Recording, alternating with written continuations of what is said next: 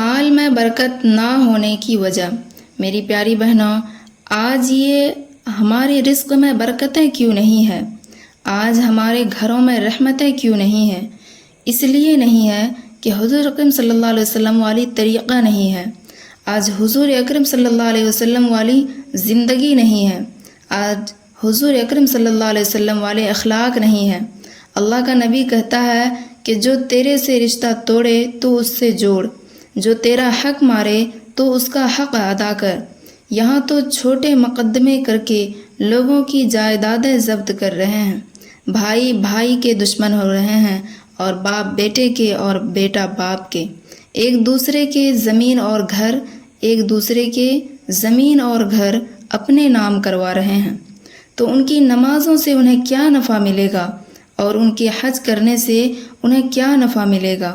جو لوگوں کے مال اپنے نام کر رہے ہیں، ان کی نمازوں سے انہیں کیا نفع ملے گا، اور ان کے روزے انہیں کہاں سے کامیابی کریں گے؟ اور کون سی حکومت آئے گی جو تمہیں عزت نصیب فرمائے گی جب آپ لوگوں کے مال ہڑپ کر رہے ہیں؟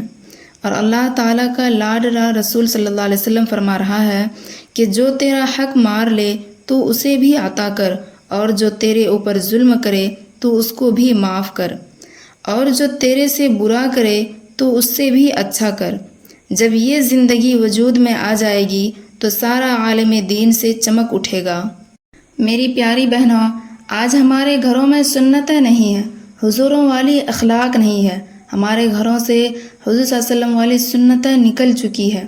ہمیں اپنے گھروں میں حضور صلی اللہ علیہ وسلم والی سنت کو اپنانی چاہیے، اور حضوروں والی اخلاق کو اپنانا چاہیے، تب جا کے ہماری گھر جنت جیسا بنے گی۔